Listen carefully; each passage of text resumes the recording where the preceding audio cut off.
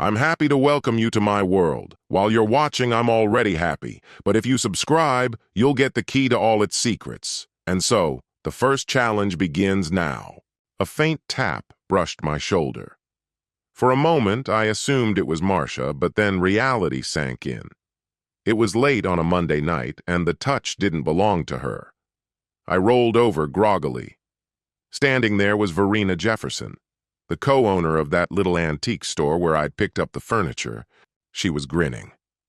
"Rise and shine, sleepy boy," she murmured softly. "It's already 4 in the afternoon. My husband's on his way back, and I need to open the shop again." I bolted halfway upright from the lumpy couch. "Verena, not now, all right? Go hop in the shower," she insisted, still smiling like nothing was wrong. "You can't go back to your wife smelling like this, can you?" "Verena, listen." "Shh, not now. Just dry off, get dressed, and head out the back. I'll see you Thursday. Don't forget." Before I could even get a word in, she slipped through the back door and vanished into the street. "Christ," I muttered to myself, "what the hell have I done?" All I'd wanted was to surprise my wife with something special for her birthday. Marcia adores antiques, and Jefferson's shop had exactly what I was looking for. A set of old chairs, one armchair with 2 matching stools that looked like they'd been around for centuries. But Verena, well, she was something else entirely. 6 feet tall, cropped black hair, deep brown skin, probably around 40. And she always smelled incredible. Somehow she had me walking straight into her house without a second thought. It started on my second trip to their store. I'd gone in for the chairs, and she mentioned a matching love seat that wasn't on display. Said it was kept at a small warehouse. There was something magnetic about her, those eyes especially. Dark and intense, impossible to look away from. She smiled, led me to the back room to show me a picture, and before I knew it, I was on that couch, and later on an old bed meant for 2. I knew better. God, I knew better. But there's that saying, right? A man doesn't have enough blood to keep both heads thinking straight. One wins, the other loses. Afterwards, I loaded the chairs into my Explorer and drove off, telling myself it was over. But she called later, said the couch still needed some repairs and I should come back. Then she called again and again. Now she expects me this Thursday, and I can't go. But if I don't, she'll never give me the couch. Marcia's birthday gift. And if I do go, what then? I'm married, happily married, Catholic. I love Marcia with all I have. We've got 4 kids. I've been loyal to her like an old hound dog. At least I was loyal, until now. The drive home was long and miserable. From the outskirts where the Jefferson store stood, onto the freeway, then the interstate, and finally down Highway 12 into our little village. My mind wouldn't stop spinning. What the hell am I supposed to do? Marcia will figure it out sooner or later. She knows me too well. I felt sick with guilt. Why did I let this happen? I've got everything I could ever want. An amazing wife, beautiful kids. Marcia's 1 in a million. Always has been. I didn't just meet her, I found her. By pure accident. Back then, I had to practically beg her to even go on one date. She came from a strict Catholic family. 6 siblings, all devout. Marcia herself had already chosen a path of service to the church. When I first crossed her path, she was already accepted into a regional order 2 years into candidacy. If I'd shown up a few months later, she would have been a novice, and I'd have had no shot whatsoever. By sheer dumb luck, or maybe divine intervention, we bumped into each other. I still don't know who gave me her number. I was 21, still in college. I called her. We talked. We kept calling. She was sweet, soft-spoken, innocent. Not the type I usually went for at all. But back then, I thought I was Romeo. No, I was Romeo. Proud of how many girls I'd already sweet-talked into bed. Marcia seemed like she'd be easy. I remember her telling me she'd just graduated, that she was preparing for a life of service. To me, in my immature arrogance, that sounded like she was saying she wanted to, well, live a life that, at the time, I misread completely. We had decided to meet at the traffic circle at the very end of the bus route, not far from her house. When I pulled up, I spotted her instantly and froze. I rolled to a stop, gave a quick honk, climbed out, and swung open the passenger door. She climbed in without a word. The moment I sat back down and saw her face clearly, the realization hit me like a punch. This was a mistake. A terrible mistake. She had a cleft lip. Even as I pulled away from the curb, my mind was already racing. How am I supposed to get out of this? We didn't make it far. Her quiet nervousness collided with my own clumsy discomfort. She finally asked me to stop. I did. Before I could react, she bolted from the car, walking fast, then breaking into a run, the long hem of her coat flaring behind her. My first feeling was relief. Then something heavier landed on me: regret, shame, guilt. I flung the driver's door open so hard I nearly clipped another car, stumbled onto the sidewalk, and shouted, "Wait! Hold up!" She was already running, but I was faster. I caught her, grabbed her shoulders, spun her around too roughly, my voice cracking an octave higher than normal as I yelled, "Wait, please!" She looked up at me, tears streaking her face. I didn't know what else to do. So I pulled her into an embrace. I can still feel how slight she was, her thin frame pressed against mine. Flat-chested, small, tense. She struggled, squirmed in my arms, but I didn't let go. I pressed my palm gently against the back of her head, and she went still, rigid, almost fragile. That was the first time we'd touched. It had taken 15 years to get there. What followed was one of the strangest pursuits I've ever known. I can't explain it then, and I can't explain it now. There was something about her, or maybe in her, that I couldn't walk away from. I wanted her. I chased her. I begged. I kept begging. And her family? God, she had a family like no other. 4 older brothers, an older sister, grandparents, all of them fiercely protective. Winning them over was like storming a fortress, months of relentless effort, every step a battle. But eventually I got there. Eventually I led her down the aisle. That's another story altogether. I can't think about it right now, because my stomach was twisting itself into knots. I'd broken my most serious promise. She'd find out. She'd know. She'd see it in my face, and that would be the end. God, what a fool I'd been. When I got home, I pulled into the garage and double-checked the tarp covering the chairs I'd hidden. Told Marcia not to peek, but kids never listen. I fussed with the tarp anyway, then finally headed inside. Our garage connects straight into the laundry room, which opens into a small foyer and then the kitchen. I heard Marcia before I saw her, softly humming something that sounded like ABBA. The air smelled incredible. Maybe spaghetti, maybe lasagna. The house radiated warmth, comfort, the kind of coziness that feels earned. A real home. When I stepped into the kitchen, Marcia turned toward me, holding a steaming plate of lasagna. She looked stunning in her effortless way. Brown culottes, a beige blouse buttoned neatly, a white apron tied into a bow behind her back. Her auburn hair was pulled into a ponytail. Her fingers, delicate and small, wore nothing but clear polish. She rarely bothered with makeup. She didn't need it. Her long lashes framed bright green eyes, her heart-shaped face glowing in the kitchen light. Her lips tightened as she spoke, the faintest suggestion of cleavage visible, barely noticeable except to me. "It's almost ready," she said softly. "Salad's already on the table. Garlic bread's just finishing." She set the dish on the counter and rose onto her toes to kiss me. I turned away too quickly. "Smells great," I muttered. "Just took a shower," she said. I flushed. Did she mean? No, she meant she had taken a shower. I grinned. "No, I meant the food." She pulled back, smirking. "You're an idiot." I was talking about me. "And don't forget," she added lightly, "I recorded our show last night.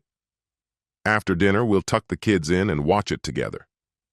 She brushed past me like a breeze, playful and quick. "Now quit standing there. Get the garlic bread and bring it in." And with that, she was gone. A flash of movement like a hummingbird vanishing into the dining room. The moment I reached the oven, the stampede began. The boys came rushing in, one after another, filling the kitchen like a herd of restless cattle. Jamie was first, always first, the natural leader, broad-shouldered and commanding, as if born to run the show. Trailing him was 10-year-old Wilson, full of energy and trailing behind like Jamie's shadow. Then came Alan, 7 years old, practically a miniature copy of his brothers, stubborn streak and all. And last, tiny Meadow, just 5, trying to keep up with her gang of older siblings. The boys all took after me, tall, sturdy builds, brown hair that never stayed put.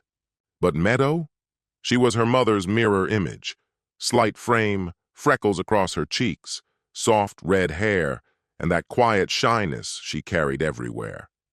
As usual, I squeezed past the 3 boys, ignoring their commotion, and reached straight for her. "How's my little girl doing today?" I asked, lifting her into my arms. She wrapped herself around my neck without hesitation. "I love you, Daddy."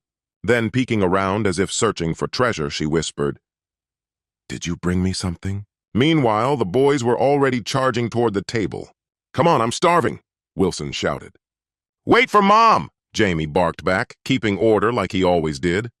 We all stepped aside, making room for Marcia, the queen of our little kingdom, to take her place at the head of the table. This ritual played out every single night without fail. The boys were rowdy, loud, impossible to contain. Meadow, Mito, as they teased her, was soft-spoken, gentle, the calm in our storm.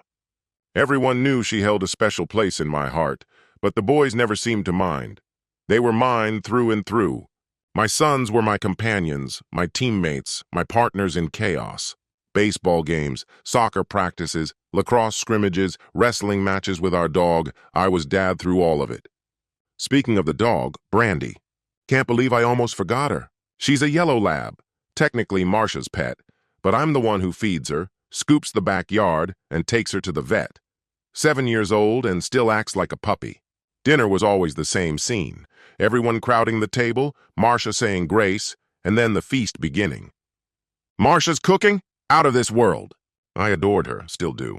I'd glance from her delicate frame to the mountain of boys she somehow birthed and marvel.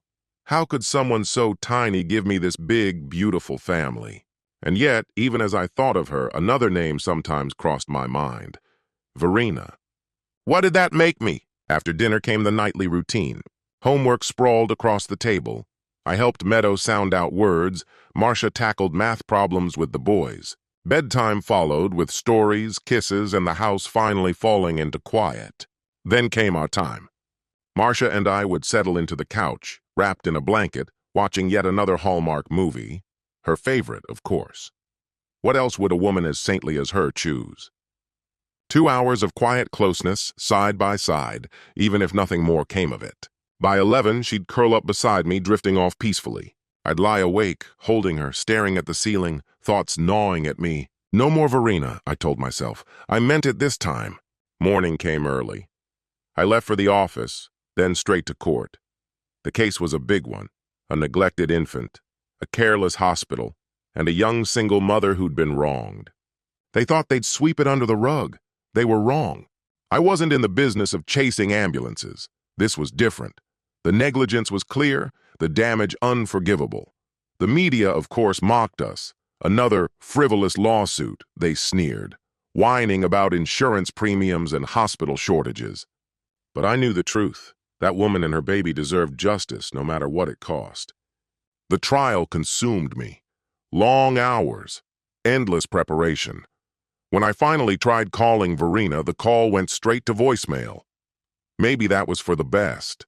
I didn't want to see her again, didn't want to be near her. I loved my wife, my family, my life. Still, I had to settle things, if only to collect the couch I'd bought from her. 3 o'clock found me pulling into the narrow alley behind the antique shop. I parked, stepped out, and rapped on the back door. A man answered, polite but brisk. "You Gary Blackwell? Here for the couch?" "That's me," I said. "The Jeffersons aren't here, but they told us to help you load it." Another man appeared, lugging the couch toward me. "Where do you want it?" he asked.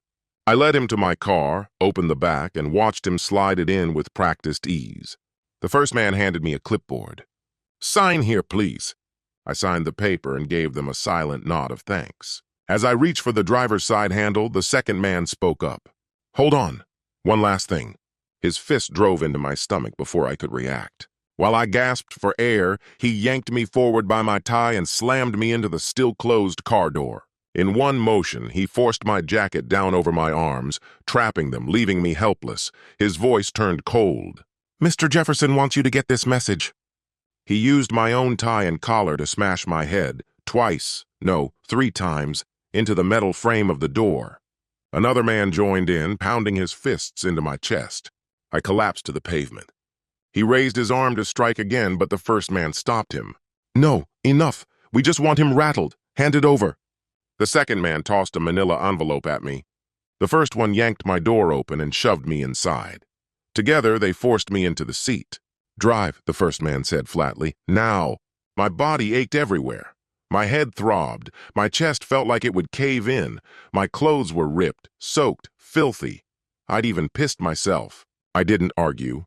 I jammed the key into the ignition, released the emergency brake, and floored it out of the alley. I drove like a madman, weaving through streets until I was sure I'd put miles between me and those men. Finally, I pulled over, breathing hard, and ripped open the envelope. No, no, no, no. I should have known. A store like that, downtown in that neighborhood, of course someone like Jefferson would have it covered in cameras, every room, even the back. Inside was a photograph, me and Verena Jefferson. She perched on my lap, frozen in a moment I'd give anything to erase. No mistaking it, no way to explain it away. There was also a DVD. I didn't even have to play it to know. My hands shook. I pressed my forehead against the steering wheel and sobbed. How could I have been this stupid? What was I thinking?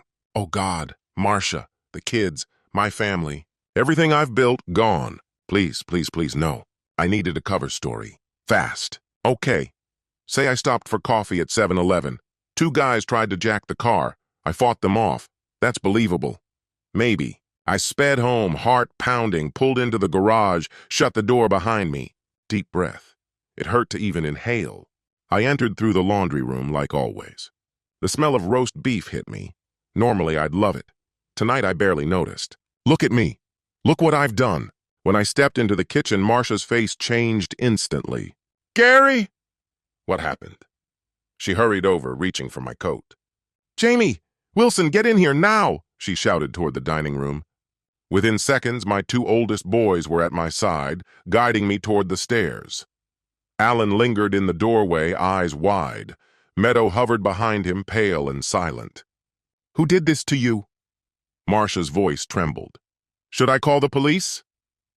"Carjacking," I mumbled. "Don't worry about it." The boys got me upstairs without another word. Marcia disappeared into the bathroom and returned with damp towels. "Jamie, turn off the oven," she ordered. "Get your brothers and sisters set up in the living room." Thank God for Jamie. Marcia covered me with a blanket. "Where does it hurt?" she whispered. "Gary, you've been kicked to pieces. We should get you to the hospital." "No, just let me rest." She didn't look convinced. "Oh, Gary, this was over the car, wasn't it? You could have been killed." She knelt beside me, tears spilling, hand on my cheek. Then she kissed me. Soft, tender. It made me feel worse. I hated myself. The doorbell rang. We both heard it. Downstairs, one of the boys answered. Moments later, Jamie called up, voice uncertain. "Dad, someone dropped off a folder. He said it was meant for you, Mom." Marcia stayed close to me but shouted toward the stairs. "Did you thank the man? Bring down whatever's in there." I recoiled, not from the pain but from everything else. Marcia brushed her fingertips across my damp forehead. "Oh, sweetheart, we really need to get you to a hospital." Jamie came in carrying a folder. He handed it to my mother. I already knew what it contained. In my head, a voice kept screaming, "Don't touch it! Don't open that!" Marcia seemed to sense my thoughts. She placed the envelope carefully on the nightstand. A wave of relief washed over me. Unless, if she left it there, unopened, maybe later I could take it. Marcia leaned toward me, her delicate hand cupping my cheek. She kissed me softly. "Try to rest. I'll check on the kids, then I'll drive you to the hospital." As she rose, her eyes fell on the envelope again. Her expression shifted. Curiosity flickered across her face. "This is addressed to me." She traced the edge with her fingers. "It looks official." My chest tightened. I wanted to shout, "Stop!" She picked it up anyway, walking toward the door. As she opened it, she glanced at our son. "Jamie, She froze mid-sentence, halfway through opening the envelope. Her eyes locked on me. She didn't move. Her face, I knew instantly what she'd seen. Marcia, Silently, she closed the bedroom door behind her. She walked slowly back to the bed and sat at the foot of it. Her hands trembled as they rubbed the envelope. No shouting, no tears of rage, only tears of something worse. Her skin looked colorless, her voice barely a whisper. Who is she? No one. She's just the woman I bought the chairs and sofa from, that's all. I stumbled over my words. She didn't respond. Her eyes moved between me and what I now understood was my sentence. Ignoring the sharp ache in my ribs, I crossed the room and wrapped my arms around her. It was a mistake. I made a mistake. Marcia didn't pull away. She's old, she muttered. She looks old. Finally, she looked up. Gary, why? I don't know, I whispered. It just happened. Marcia rested her head on my shoulder, then pulled back, eyes fixed on those pictures. In a hollow voice, she said, We need to get you to the hospital. Without meeting my gaze, she stood. She opened the door and called downstairs, her tone steady. Jamie, I'm taking your father to the hospital. Be a man. Watch over things while we're gone. She slid the envelope into the bureau's top drawer, shut it, and turned to me. Taking a deep breath, she said quietly, Get dressed, please, I'll take you there. I didn't know what to say. This was Marcia in full caregiver mode, efficient, distant, composed. Honey, Please, she cut me off. Still not looking at me, she stepped toward the hallway. I'll be downstairs. The door stayed slightly ajar as she left. I dressed quickly and followed her. The drive to the hospital passed in complete silence. By the time we were done there, it was after midnight. One broken rib, a few scrapes and bruises, nothing worse. When we came home, Jamie was still awake. Everyone else lay in bed, not asleep, just silent. In the living room, Marcia stroked Jamie's messy hair. That's my man, she murmured. Good boy, I added. Now off to bed with you. Before heading upstairs, Jamie turned to me. Are you okay, Daddy? I'm fine, I answered. He looked at Marcia. Are you okay? Go on to bed, Jamie. School tomorrow, she said softly.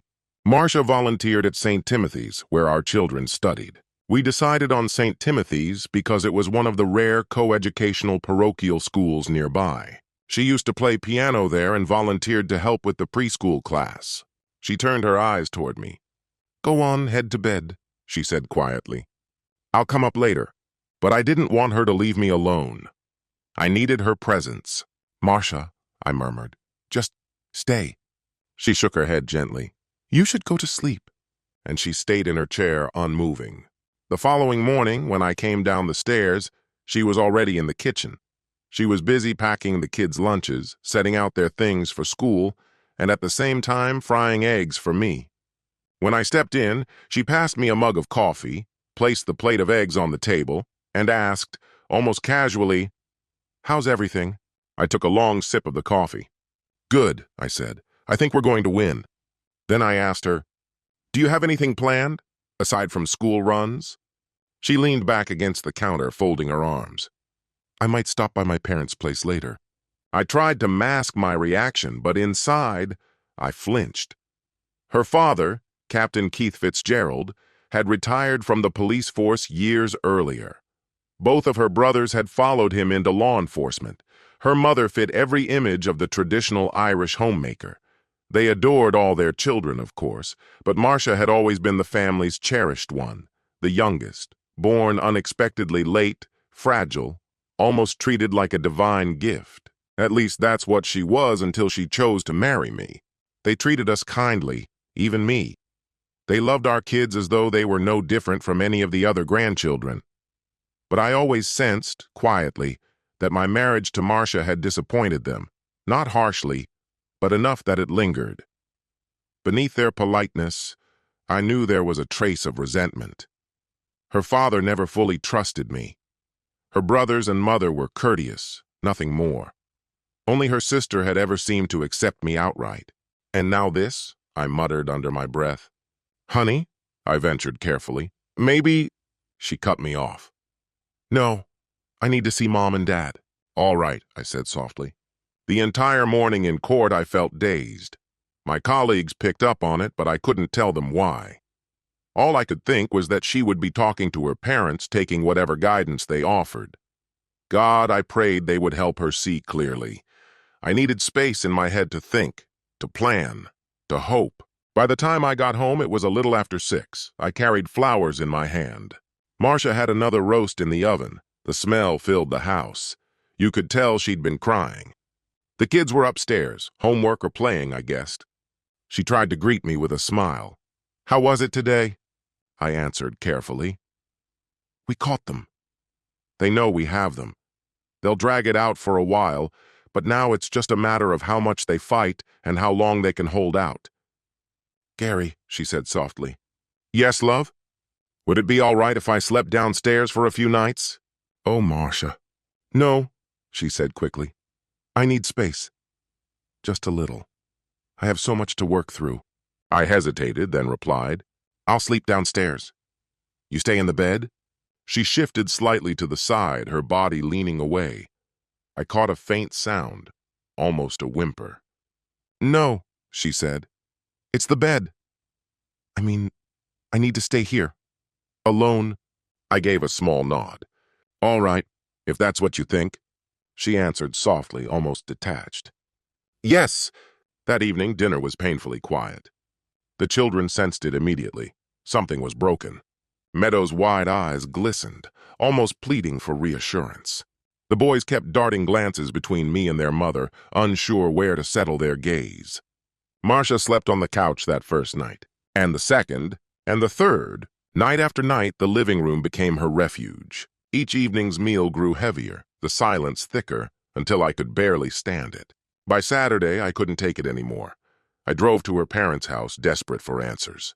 When I arrived, her mother caught sight of me, said nothing, and disappeared into the kitchen. Her father, Mr. Fitzgerald, ushered me into the dining room. His voice was sharp but controlled. "Well, Gary," he said, "what do you have to say for yourself?"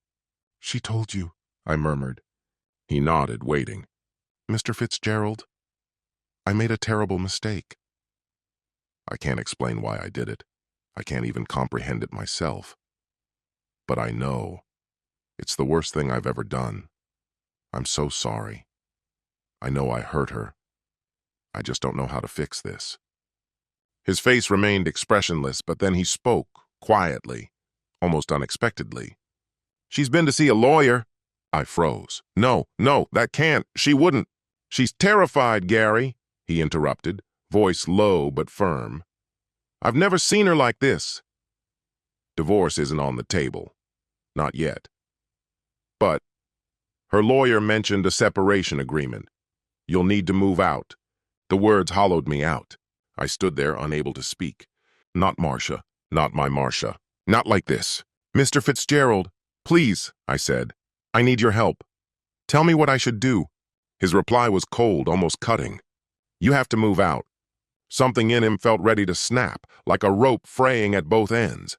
One more word from me and I might push him over. "I'll do whatever she asks," I whispered. "But please understand, it was a mistake. It will never happen again." His jaw tightened. Emotions cracked through his restraint, though he tried to hide them.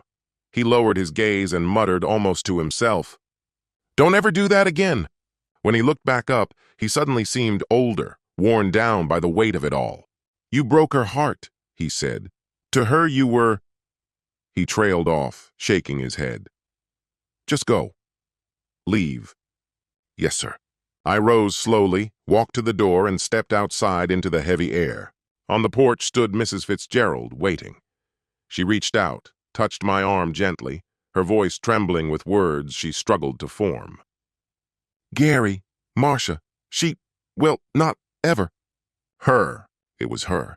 "You recognize that feeling? The weight of it. Memory. You feel it too, don't you?" "You, Wes." Me fumbling for words. "You weren't—" "Not like anyone else. Different. You know it. People, they never—" "But you—" "And her. Gary, you understand what I'm saying?" She was trembling, sobs running down her cheeks. "Gary? You. Just go home, Gary. Marcia, you have to fix this. Make it right." That's when I understood what she was telling me. I walked down the stairs, out the door, into the car. Driving, I thought about the first time Marcia came into my life. That very first moment I remembered her. I didn't even think she was pretty back then. Not pretty at all. Those lips, that nose, everything seemed off. My hand was behind her head. Fingers twisted in her hair, tilting her face upward. Eyes green. Hair red. No, she was beautiful. Unbelievably beautiful. If only it weren't for that scar. That cursed red line running from lip to nose. It caught me every time, dragged my gaze away from everything else. Freckles, those cheeks, that wild hair, those impossible eyes. But the scar. Always the scar. So I forced myself to look into her eyes instead. She stared back. She knew. So, you're Marcia. She squirmed in my grip. All right, you've had enough, let me go. No chance. Do you even know my name? Gary something. Blackwell. Scumbag Blackwell. She writhed harder. I didn't release her. Yeah, that's me, Gary the scumbag. So when do I get to ask you out? What the hell was I thinking? Had I completely lost it? She jerked against me again. If you don't let me go, I'll scream. I didn't. Listen, I can't just let you walk away like this. How about a deal? Let me take you to McDonald's. Just a burger, that's all. We'll talk a bit, then I'll drive you home. What do you say? Why would you even want to? I loosened my hold. She breathed easier. I thought we got along on the phone, I said. That was a mistake, she replied. Rage surged. What the hell? If anyone I knew saw me with her. If they saw us together. I'm not proposing for Christ's sake. It's just a burger. She flinched. Not only are you creepy, she said. You're filthy mouthed too. She was right. God, she was right. I was the last person she should be seen with. The last person she should even speak to. And looking at her, her looking back, I knew it. I knew I was trash. Okay, I said. I'm sorry. I shouldn't have cursed. Just a Coke then. That's all. Then I'll leave you alone. She hesitated. Then nodded. Agreed. Sure. Just a soda.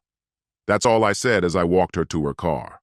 On the way there, my mind kept drifting, not to her, but to my closest friend. Well, almost my closest friend. He died not long ago in a car crash. He was driving a Stingray, ran a red light, slammed into a pole. They said the car practically disintegrated on impact. His body was torn apart so badly they had to keep the casket closed. I carried it anyway, but I wasn't really thinking about his death. I was thinking about the deal I'd made. See, that friend of mine, before he died, had a girlfriend. She loved him fiercely. Then she got pregnant. She didn't want an abortion. She wanted marriage. He never gave her an answer. Instead, he went around asking us, his friends, what we'd do. One by one, we agreed to this plan. If she pushed him to marry her, we'd all claim we'd slept with her too. Make her look cheap. Make her back off. None of us thought twice about DNA tests back then. It was 1998. We were idiots. He even guessed maybe she'd get so humiliated she'd hurt herself. Maybe worse. He thought that would solve his problem. But in the end, he got himself killed. That's the kind of guy I was. The kind who would destroy a good girl's reputation just to help out a worthless friend. That was me back in '98. Now I was older. Walking this trashy girl to her car, agreeing to grab a soda. We ended up at McDonald's. I picked McDonald's because we could stay in the car. No way did I want anyone to see me with her.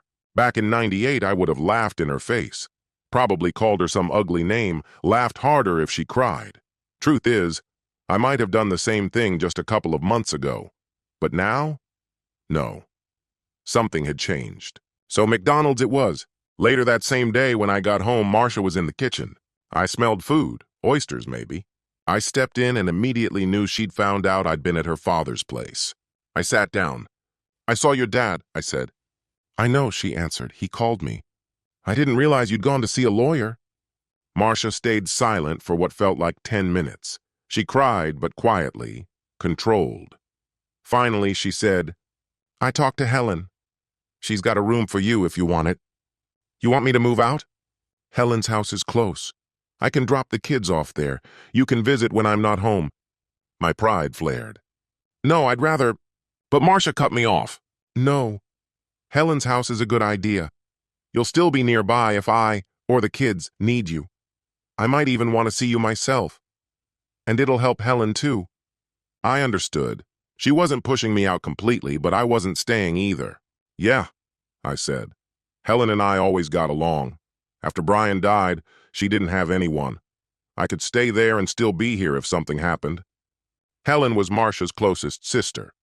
Her husband, Brian, had died of Hodgkin's disease years back, and she'd never fully recovered from it. She had a little boy, Marion, barely 5 years old, good kid, still missed his dad. I tried again. Marcia, do we really have to do this? Can't we? No, she interrupted again. This is better. When do you want me to leave? Tonight, after dinner. And the kids? They already know. Jesus, I muttered. What if I stay tonight and leave after Mass tomorrow? No, tonight? I needed someone. Someone to talk to. Someone to tell me what to do. Okay, I said finally. Marcia stood, turned back to the stove. We're having fried oysters. One of your favorites, and that was it. Fried oysters. That's what it came down to. How pleasant it seemed. Dinner itself felt lively, yet no one said a word. Once the plates were cleared, the children vanished. Marcia must have told them to disappear after the meal. I scrubbed the skillet while she arranged dishes in the washer. Something had to be said. The only thing I managed to repeat was what I'd already said before. Marcia, it didn't mean anything. I know. Sweetheart, I swear it meant nothing. I don't even understand how it happened. It was like nothing at all. I can't explain it. You've already told me. Do I have to go? Do I really have to leave? Yes. Marcia, please? Helen's expecting you. I stood frozen. Tears wouldn't come. I didn't want them to come. I swore I wouldn't cry. Then I broke and I cried. Marcia shut the dishwasher and said softly, Pack your clothes. They're all washed. Don't forget your bathroom stuff. Helen knows you're on your way. And leave your house key on the table. My key? Leave it there. You won't be needing it. And besides, you know where the spare is hidden. If there's ever an emergency, you'll have access. But my house key? Just leave it. What choice did I have? She held all the cards. She had the photographs. I didn't deny a thing. She wanted me gone. It was logical. The kids needed her more than they ever needed me. I was just the one who paid bills. I was just their playmate. She wasn't divorcing me, not entirely at least. Just splitting apart. Separate lives. I would be severed from her, from my children, from everything I called life. It felt impossible, but it was real. After dinner, I walked out. The days that followed were brutal. When I left that night, all I could think of was her words. You can visit in the evenings, but not for dinner. Come before or come after. I always came after. I hoped somehow we'd make it work. We didn't. Marcia would retreat to her bedroom as soon as I arrived. Those evenings were agony. Meadow cried when I showed up. She cried again when I left. Jamie wouldn't even speak. Wilson and Alan mirrored him, silent, withdrawn. Eventually, the boys stopped coming downstairs at all. They went straight up with Marcia. It was just Meadow and me. How many times can you watch Frozen?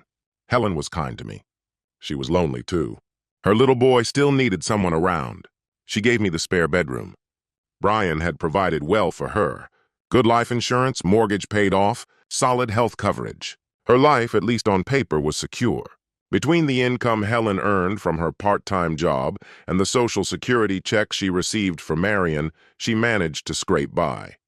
My arrival in the house meant an extra pair of hands, some relief in the day-to-day burdens. Still, I was careful. Fearful of what Marcia might think or do, I held back from offering too much financial help. Even so, I contributed where I could. Time passed slowly, each day stretching into the next.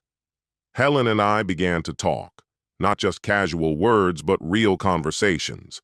In fact, it surprised me how much we talked. She wasn't one to ask probing questions. Instead, she opened up about herself. Helen confided that Marcia was certain to go through with the divorce. She can't get past what happened, Helen said. She cries almost every day. Then our talks drifted to other topics, family history mostly. Marcia had been the youngest of 6 children, and before she was born, Helen had been the baby of the family. Marcia's unexpected arrival, combined with her birth defect, sent shockwaves through the Fitzgerald household. Helen admitted something painful. When Marcia first came into the family, she resented her. One moment, Helen had been the adored youngest. The next, she was displaced by a fragile new baby. One evening, as we were winding down our conversation, Helen told me something she had never shared before. She believed her parents carried a heavy guilt, first for having more children than they had planned, and then for having one born wrong. That guilt, she thought, turned into a kind of indulgence. "They spoiled her," Helen said quietly. I had seen Marcia's old photos before, but Helen pulled them out again, and the sight still struck me hard. Those painful images of my poor Marcia as a child. Helen kept talking, revealing things I hadn't known. Mr. Fitzgerald had worked as a police officer, and though they had excellent insurance, it never seemed to cover the endless medical expenses. With 5 children, they were getting by. But Marcia's arrival complicated everything. There were surgeries, so many options, each one promising a different outcome. Some procedures could make her look almost normal, others would leave her visibly scarred. Every choice came with a price tag, and her parents were forced into impossible decisions. Nothing was guaranteed. Marcia was just a little girl, timid and sensitive, caught in the middle of it all. And now here I was, decades later, still tangled in the aftermath. At work, I had been handling a case involving a single mother and her toddler. It was going well. The other cases, though, kept me awake at night. The stress was unrelenting. Would I be served papers today, tomorrow? Where would it happen? How would I react when it did? The thought that it might actually come from Marcia herself unsettled me. Marcia, of all people. She wouldn't appreciate me saying it, but, Lord help me, I thought it constantly. What am I doing? I reached out to a friend experienced in these matters, hoping for some guidance. He offered none. His words only made the dread worse. No matter what happened, I would be judged. If Marcia served me at my workplace, he warned, it would be catastrophic. A public humiliation I might never recover from. Around this time, Helen approached me, saying she needed to talk. The conversation was difficult, casting a heavy shadow over us for days. It happened in her laundry room of all places, while I was fixing a clogged siphon. "Gary," she said, her voice tentative, "can I ask you something?" I froze, pipe wrench in hand. "Of course," I said. "Except for that time at, the antique store," she continued. "Have you ever done anything?" Her meaning was clear enough. "No, Helen," I answered. "Never. Not once. Not even considered it." "Then why, Gary?" she pressed. A nervous chill ran through me. Was this really Helen asking, or was she speaking for Marcia? I set the wrench down, stood up, and met her eyes. My heart pounded. What could I say? If I said the wrong thing, she might tell Marcia, and everything would unravel. Finally, I answered honestly. "I don't know," I said quietly. "I really don't."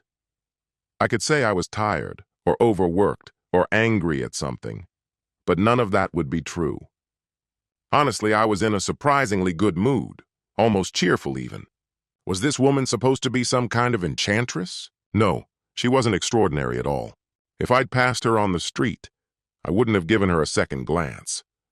What really crossed my mind, strangely enough, was how much Marcia would have liked those chairs. And then, without warning, this woman was on top of me. It happened in a blur. It began too quickly to even process. Helen, if I'd known what was coming, if I'd had even a clue, I swear I would have... But Helen only gave a little shrug. "All right." After a pause, she added, "And thanks for fixing the S-trap." Then she walked out. Looking back now, again, I drift toward memories of Marcia and me. How we met. How it all started. Our first date, if you could even call it that. Marcia wasn't exactly striking either. Her lips, that harsh slash of red lipstick. Her nose slightly off-center. Nothing remarkable. But none of that mattered. That so-called date was just a trip to McDonald's. We sat there talking for over an hour. Somewhere in that time, I forgot about the way she looked and realized she was fascinating.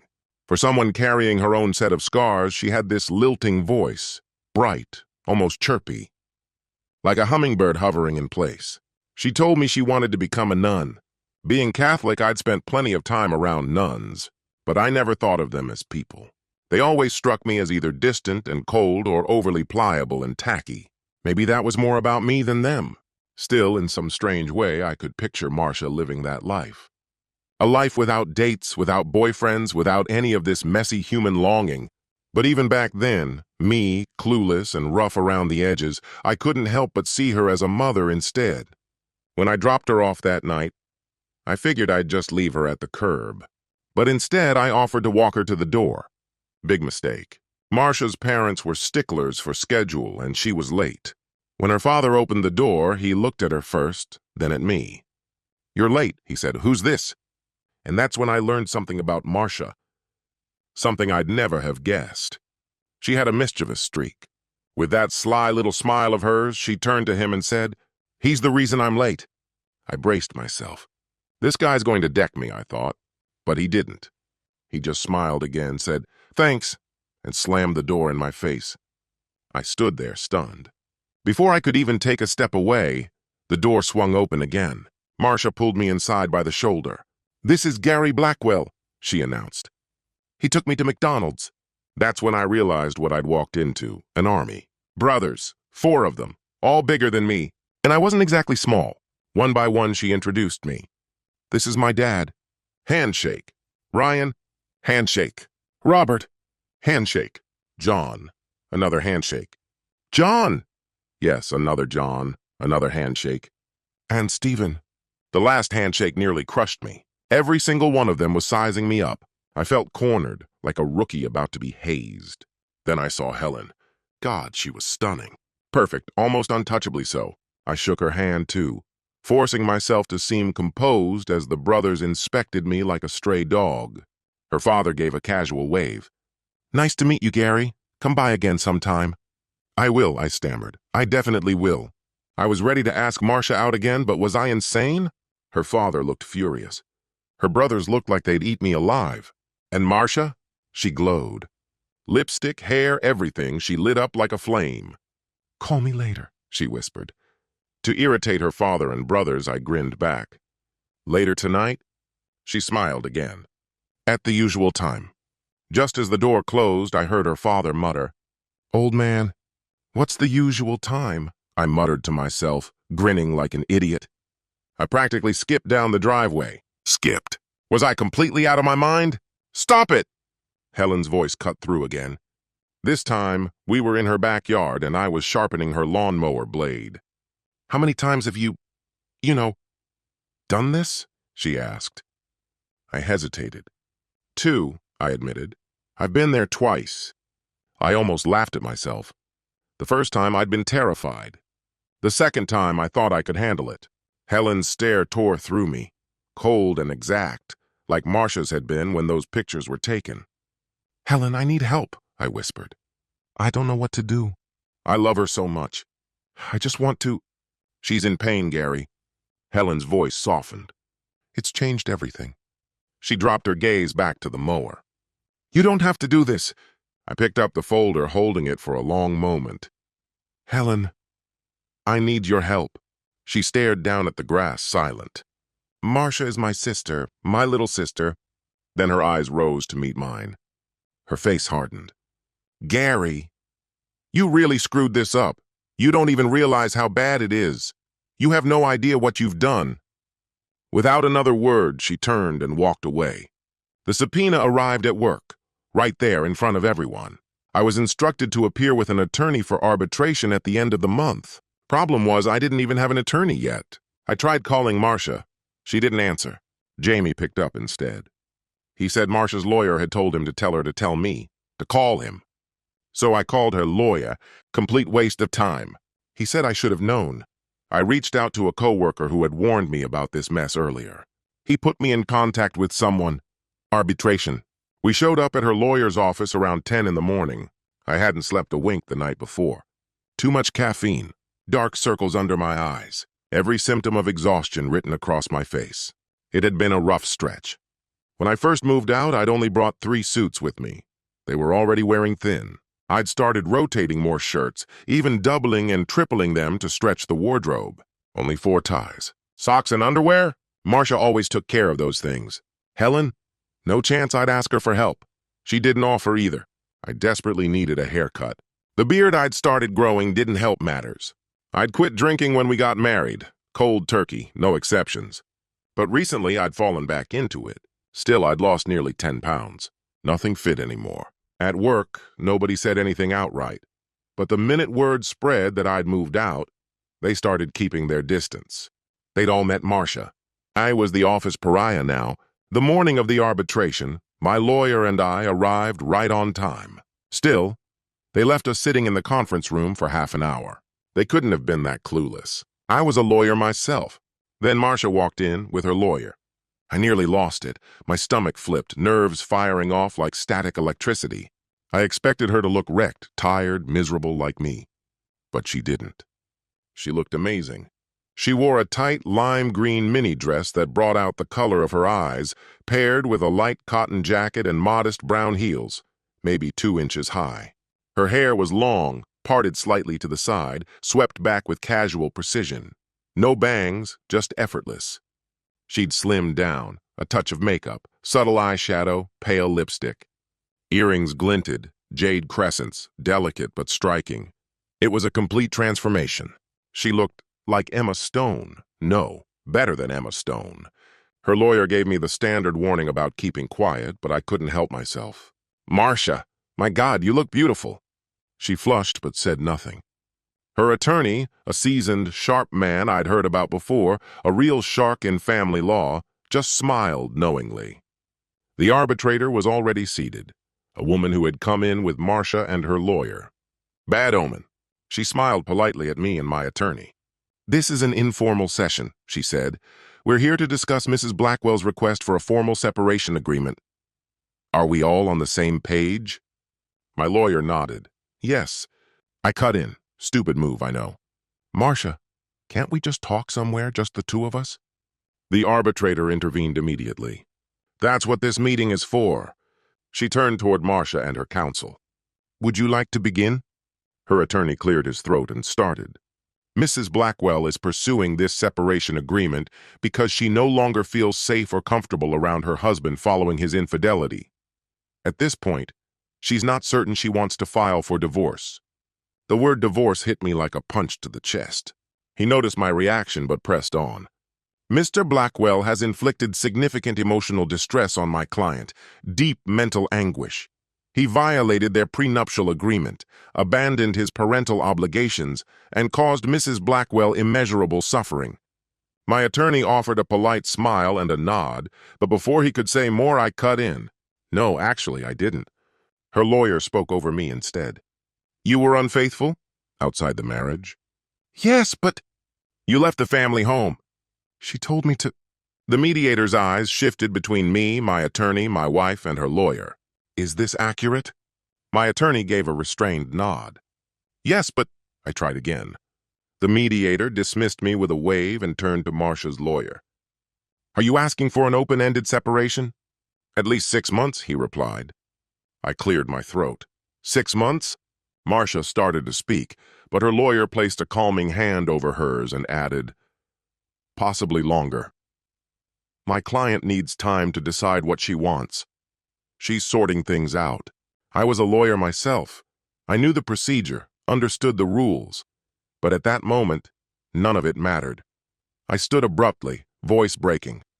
No, Marcia, please. I rocked awkwardly on my feet, unsure where to put my hands. They stretched helplessly toward her across the table. Marcia! She drew back from me. My Marcia recoiled. The mediator's fingernails drummed against the table. Mr. Blackwell, sit down, please. My attorney tugged at my sleeve. Gary! Across the table, Marcia refused to meet my gaze. Sit down, Gary, she murmured. I obeyed. Her attorney resumed, composed as ever. We're willing to allow reasonable visitation with the children, and we're open to counseling. 5 sessions to start. I knew what this was. My lawyer had already explained it. 5 sessions was the minimum. 5 sessions meant we were already close to finalizing. My lawyer smiled. We'd prefer 10. Her lawyer countered with a smile of his own. 5. The mediator joined in. Based on my notes, 5 seems appropriate. We can add more later if needed. Notes, I thought bitterly. This wasn't mediation. It felt like an execution. I looked at my lawyer for help. He ignored me. 5 is fine, he agreed. That was it. Decision made. We settled on the usual visitation, 1 night a week and alternating weekends. I remained responsible for all expenses. Alimony wasn't even mentioned. It was assumed I would handle it. Marcia was also granted an additional stipend beyond her usual allowance. When I asked why, her attorney casually explained it was for social obligations, childcare, clothing, makeup, gas. Social obligations? I asked. Does that mean she'll be dating? Her lawyer shrugged. She might need to stretch her legs. Stretch her legs? Was she walking away from me for good? I'd like to begin counseling immediately, I said. When can we start? Marcia glanced at me but quickly turned away. Addressing her lawyer instead, she whispered, I want to wait. The mediator frowned. We usually encourage moving quickly, but if that's your choice. I need time to think, Marcia interrupted. A few weeks, maybe. A few weeks? I muttered. God, Marcia, I've been gone so long already. It feels like forever. I just want to come home. The mediator exchanged looks with my lawyer, then turned back to me. We'll let Marcia set the timeline. I stared at her, silently pleading. Marcia, please! She wouldn't meet my eyes. The mediator addressed her and her attorney. Let's pause for 10 weeks. I can recommend some excellent counselors. You can review their credentials and availability. When you're ready, we'll arrange sessions. Finally, my attorney spoke up. 10 weeks is excessive. In my experience, both parties usually have input on selecting a counselor. The mediator looked at Marcia. She shook her head firmly. No. He tried again, softening his tone. Perhaps a compromise? 5 weeks, and you select the counselor. Still, she refused. 8 weeks, then? The mediator suggested. Marcia looked between the mediator and her lawyer, but not at me. Then finally she nodded. The arbitrator reclined slightly, her chair creaking in the quiet room. Well, that resolves it, she said at last. 8 weeks. That's how long Marcia would have to choose and hire an attorney. Marcia's fingernails drummed lightly on the polished tabletop. She almost never did that, and whenever she did, it meant she was energized, maybe even pleased. No, she said evenly. I'll start meeting with potential lawyers once the 8 weeks are up. Tears welled in my eyes, spilling over before I could stop them. Before I could say a word, my own lawyer jumped in. That seems reasonable, he said calmly. Naturally, Mr. Blackwell will cover the costs of those consultations through my office. The arbitrator stood, her decision final. I think that went smoothly, she said, collecting her papers. My wife rose from her seat, her attorney mirroring her. Both shook the arbitrator's hand. Then Marcia's lawyer turned toward mine and offered the same courtesy. We'll be in contact, he said. Take all the time you need, my lawyer replied with a faint smile. Time? I thought bitterly. Whose hurry are we in? I just wanted to go home. I wanted my life back. I couldn't make sense of any of this. Marcia and her lawyer slipped out a side exit. As they moved away, I called out, Marcia, can't we? My lawyer gripped my hand. Not now, Gary, he whispered. Let things play out. They always do. You'll see, it works out in the end. We left the office together. He headed toward his Escalade. I climbed into my Camaro. Strange thing about cars. Before Meadow was born, we'd had a Malibu and a BMW. When she came along, though, we needed something bigger. Bought ourselves an Expedition. Didn't keep it long. Marcia hated it. Too tall, too heavy for her to drive. We traded it for an Explorer. But even that wasn't enough. Marcia craved something flashier, sportier, so we ended up buying her a Camaro. The boys were old enough then to insist on taking the bus, too proud to ride with their mom. But once I moved out, I heard from her father. Marcia, he said, needed the Explorer back so she could haul the boys to all their games and practices. I wondered how that arrangement would hold up. Then came my first evening visit. Marcia barely glanced at me when I arrived. She went straight upstairs without a word. The five of us, me and the kids, sat at the dining table. I tried making small talk, school first, then sports, then video games. The boys stayed silent. Only Meadow responded. She chattered about her writing and her dance lessons, eyes bright, oblivious to the tension. After about an hour, Jamie gave a subtle nod to his brothers. "Dad, we've got homework," he announced. And just like that, they all disappeared upstairs. I lingered with Meadow for a while longer, but the silence from the others felt like a wall I couldn't scale. My first official weekend went no better. I showed up Saturday morning at 10 sharp. Everything was ready. I had planned the whole day. We started with McDonald's for lunch, followed by a movie. By late afternoon, we returned to Helen's place, had dinner, turned on the TV, sent them to bed. The next morning, Jamie informed me they had to get home for Mass. I offered to drive them. He refused. "That's Mom's job," he said flatly. "You're not supposed to be there with her." And just like that, the weekend unraveled. Afterward, I added Helen's boy Marion into the mix. He looked like the only one enjoying himself. Even Meadow, who was usually the cheerful one, sat quiet and withdrawn. I finally gave up and muttered something about trying again another time. The kids didn't say a word. I dropped them off before 9, so they'd have plenty of time to get their things ready for the trip. The next few weeks went on in the same dull rhythm. The children remained courteous and obedient, but I could feel myself being quietly shut out. Even Meadow was slipping away from me. Something was shifting beneath the surface. I couldn't name it, and I refused to believe Marcia would poison the kids against me. But I didn't know, and that uncertainty gnawed at me. What was I supposed to do about it? While trying to piece together what was happening, I kept drifting back into old memories. When Marcia and I first met, she wasn't anyone's idea of stunning, and she certainly wasn't mine. I liked her well enough, but I never felt that spark. Still, I kept seeing her. From our very first date, I didn't go out with anyone else. At the time, I thought I was taking advantage of the situation. I believed that by dating this quiet, unassuming girl, I'd look like a gentleman in everyone else's eyes, and especially other women's. It worked. And even so, I stayed with her. Part of me pitied her. Part of me needed the time to focus on finishing law school. It became this strange sort of arrangement.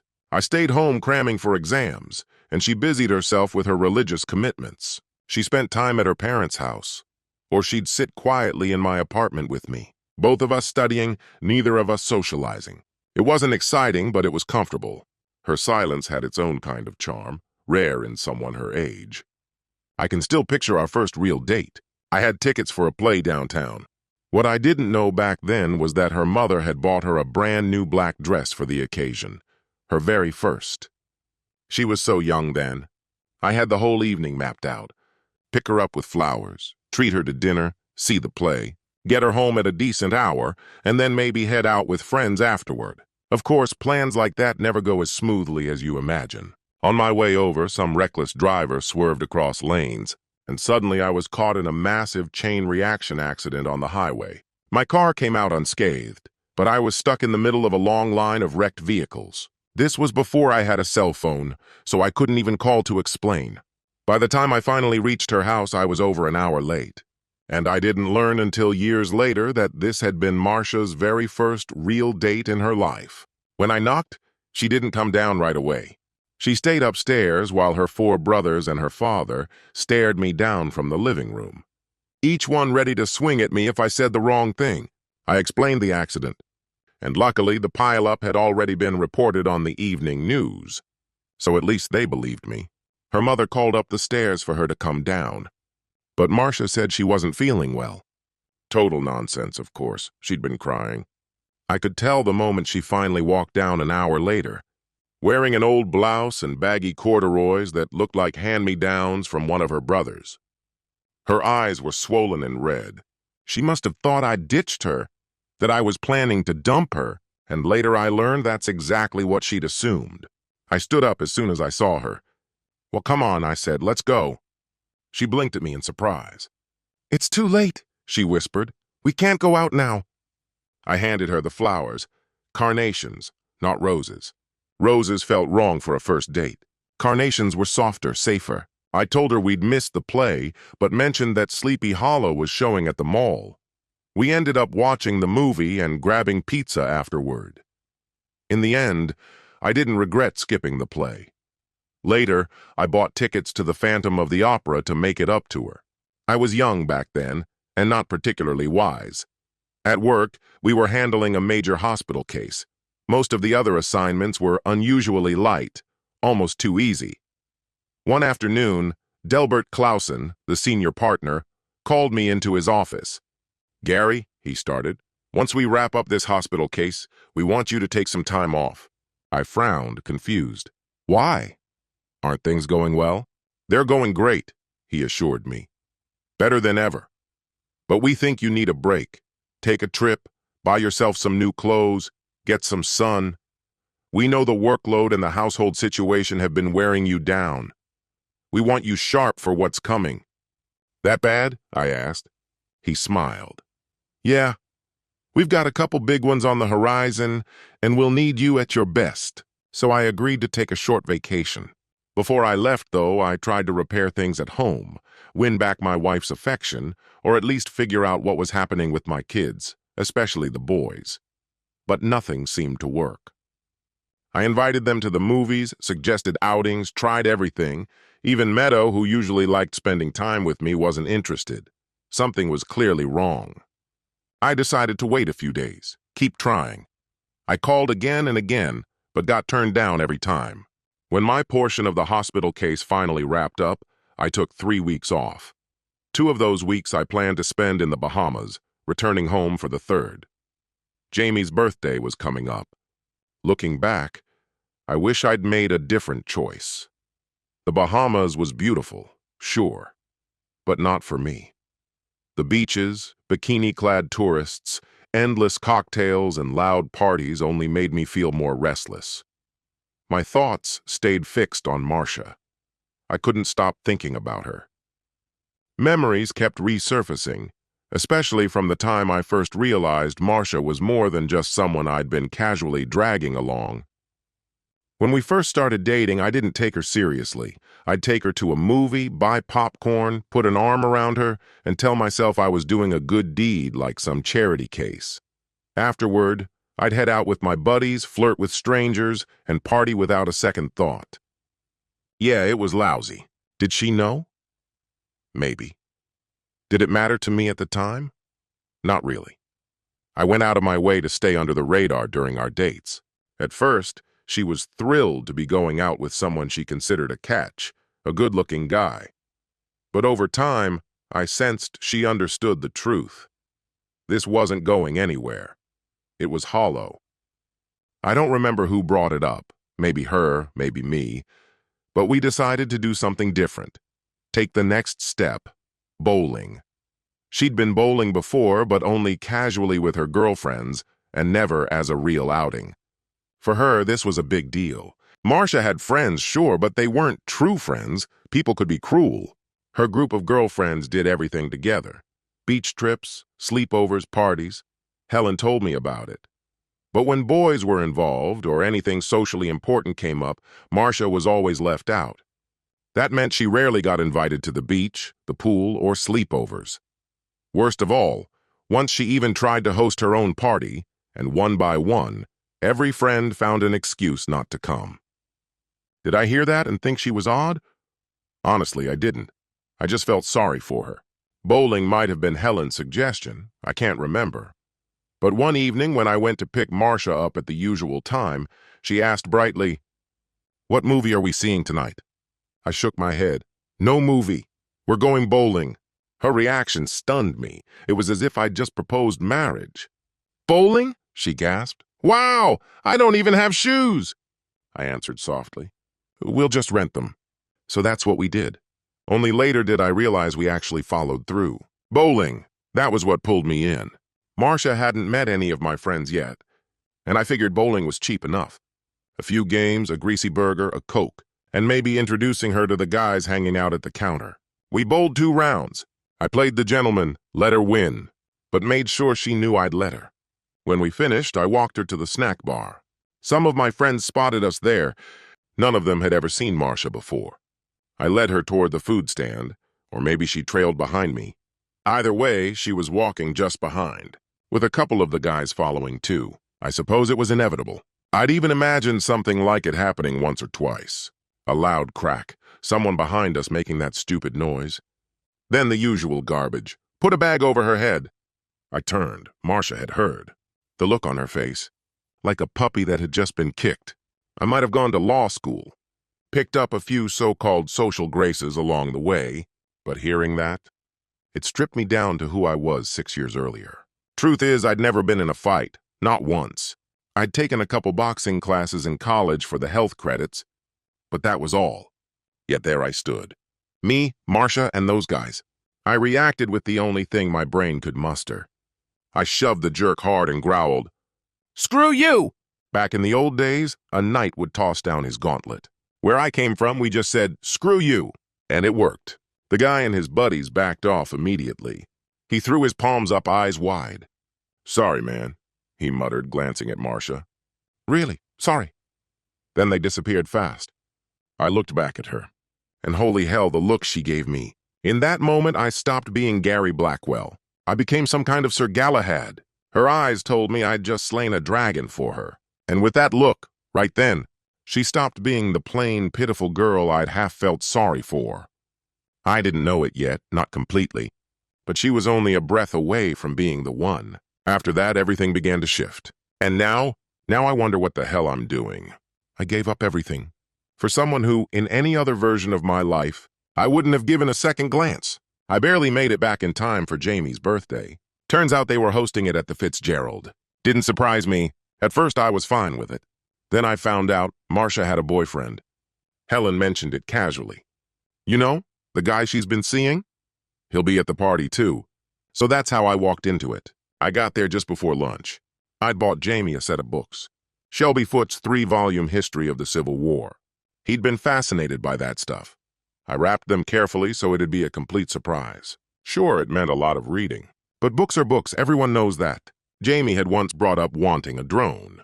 I brushed it off, told him if he wanted another toy, he could save up for it himself. That's what I told him. I parked on the street and walked up to the house. Once I would have just walked right in, but things weren't the same anymore. We had problems. I was the problem, and my old privileges didn't apply. Standing at the door, I could hear the shouting and laughter inside. My kids, some of Jamie's friends. I knocked, then knocked again. On the second knock, the door opened. Alan stood there. "Daddy." Almost as if he'd just remembered, he stepped back, his voice dropping to a whisper. "Daddy." "Hey there," I said softly. "Did you miss me?" He shuffled back a step, glancing toward the dining room. "Mom's in there." I bent to scoop him up, but he dodged away.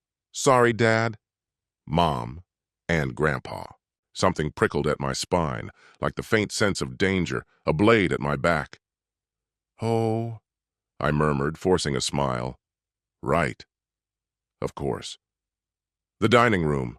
His cheeks flushed, and suddenly he flung himself into my arms. "Daddy!" I squeezed him as tightly as I dared, feeling the knot in my chest loosen. At last, I didn't need to wonder what I'd walked into. I released him gently and started toward the dining room, only to stop short. A man was already there, his hand resting on Marcia's thigh. Too familiar, too sure of himself. Marcia's father was glaring, jaw set like stone. My chest burned. She sure didn't waste any time, I thought bitterly. The room fell silent as every head turned toward me. Even the hum of conversation died. I reached behind me, grabbed Jamie's gift, and plunged into the awkward crowd. There they were, my boys, Meadow, Helen with her son, Marcia's parents, her 2 unmarried brothers, and this stranger with his hand on my wife. All of them staring at me like I was a ghost. "Hey," I said, voice too bright, "just flew in from the Bahamas." "Daddy!" Meadow squealed, bolting toward me. I caught her mid-leap, lifting her into the air. "How's my little angel?" She wrapped her arms around my neck in that suffocating hug I'd missed. "Missed you, Daddy," she murmured, planting a kiss on my cheek. Then she leaned back suddenly, eyes darting toward something or someone behind me. "Put me down," she whispered urgently, panic flickering in her gaze. I lowered her carefully, confusion buzzing in my head. What the hell is going on here? Marcia stepped forward, hand extended as if she were royalty greeting a subject. Oh, hi, Gary. We didn't think you'd make it. What? I said, stunned. Jamie's our son. It's his birthday. I let the word our ring out like an accusation. Marcia flinched, recoiling as though I'd struck her. She shifted toward the man beside her, the stranger whose hand still lingered too close. Gary, this is Cullen Willoughby, she said quietly. I sized him up. 6 feet tall, maybe. Broad enough, but nothing I couldn't handle. What he did have, though, was Marcia's hand in his. I extended mine. Nice to meet you. He clasped it firmly. Likewise. For a moment, neither of us let go, a silent test of strength, until I finally twisted free. The smug tilt of his mouth told me he thought he'd won something. Marcia's glance confirmed it. You're dating my wife, I said evenly. He smiled, first at her, then at me. We've become friends. I stared at Marcia, searching her face for an answer that didn't come. Turning back to Jamie, I found his present and handed it over. Got you some books, kiddo? Jamie tore the paper and his eyes lit up. Shelby Foote! I grinned. That's right. Marcia barely looked up. Cullen bought him a drone. I smirked. A toy. How thoughtful. No one laughed. Willoughby spoke, filling the silence. Counselor, right? You're the guy who went after Community Hospital? That case where the unwed mother delayed treatment for her daughter? Surgeons barely saved the kid, from what I heard. Yeah, I said. She's nearly blind now. I always thought, he continued, if only she'd gotten help sooner. Too bad she didn't have insurance, I cut in. He nodded. I mean, medical bills, malpractice premiums, doctor fees, it's just the system we live with, isn't it? You think so? I asked coldly. The child's still young. She won't remember most of it. Do you think that matters to her? Don't misunderstand me, he said quickly. I don't think your lawsuit was frivolous. Cheaper to let the kid stay blind, I interrupted, my voice sharp. That's not what I know, I said, forcing a polite smile. Medical costs are brutal. Her mom makes $8 an hour. She'll never afford the surgeries that girl needs. His shoulders sagged. I didn't say she shouldn't get help. I just figured, these days, doesn't everyone have insurance? Forget it, I said lightly. With the settlement, the kid's covered. Might even put my own kids through college someday. Across the table, Marcia's father muttered, Ambulance chaser! What a bastard. Even his own boys looked shocked. I couldn't pretend I hadn't heard it. That's something you could use yourself. The words slipped out before I could stop them, and I knew instantly I'd regret it. I didn't meet anyone's eyes. It just sat there on the table, reeking. Mrs. Fitzgerald shifted uneasily in her chair. She understood exactly what I was implying, and she also knew I wasn't wrong. But knowing that didn't make me feel any better about saying it. That was when Marcia stepped in. I could hardly believe her nerve. You missed the best part of the party, she said. We already sang, opened gifts, even cut the cake. Want me to wrap you a slice? My eyes swept from her parents to her brothers, to Helen, to Cullen, and finally back to Marcia. And in that moment, it hit me. No matter whose kids were here, no matter how fractured everything felt, Marcia was still, technically, my wife. But I didn't belong here, not anymore. Across the room, I caught Jamie looking at me. I gave him the best version of a father's warning look and muttered, Careful with that drone, kid. I checked my watch. There was nowhere else I needed to be, but staying here felt impossible. All right, I'm out. Gotta get to work, I lied. I turned on my heel and headed straight for the door. Walking toward the car, the thoughts came back, same ones that had been eating me alive. Yeah, I messed up, I knew that. But this? Her with somebody else? Marcia. Where did he even come from? And my kids? Her own father? Feeding them poison against me? Why would he do that? I hadn't seen Marcia pull anything like that herself, but who knew anymore? I ruined things. I know that much. And somehow, that was all it took. Like that Willie Nelson song, Heart of Gold Turns to Stone. Just as I reached my car, a voice called out behind me. Dad, wait! Jamie? He came running, out of breath, skidding to a stop. Where are you going? He asked. Well, Take me with you. He didn't give me space to answer. He was already right there, pleading. I didn't have anything to eat back at my apartment, so I'd been planning to hit Denny's. Okay, I said finally. He bolted for the passenger side, yanked the door open, and climbed in. Come on, he shouted from inside. I got in behind the wheel. Aren't you supposed to? No, he cut me off. Just go. I turned the key, the engine rumbled to life, I dropped the brake, and we pulled away. I'd been heading to the Denny's near my place, but with Jamie riding shotgun, I veered toward the one across from the mall. I glanced over at him. I'm glad you're here, kid, I said quietly, but your mom's gonna lose it. So what? He shot back. Jamie, I warned. He turned toward me, unbuckled, defiant. You don't even get what's happening, he said. Fine, I muttered, eyes back on the highway. But buckle up first. He sighed but clicked the belt into place. Good kid, I thought. Always was. Dad, he said finally, voice low. You don't know anything, and... Denny's sound good? Or do you want Ruby Tuesday instead? What about Texas Roadhouse? They've got steaks, ribs, and those free peanuts. I gave him a small grin. You're not actually hungry, are you? He sank into the seat, voice low, almost muttering to himself. There's something I need to tell you. I didn't respond, let the words hang. The drive to the Roadhouse was quiet, neither of us speaking. When we pulled in, sure enough, there was a line out the door. I put our name down and took one of those buzzing pagers. The weather was decent enough, so we waited outside. I studied my son's face. All right, what's going on? There's this guy. And Grandpa. And Uncle Stephen. They're all against you. He had my attention. What exactly do you mean? This guy's after Mom. Grandpa and Uncle Stephen are helping him. I nodded slowly. Go on. Dad, I heard him talking. He wants to marry Mom, move in with us. He wants our house, everything. You mean, sell it? What?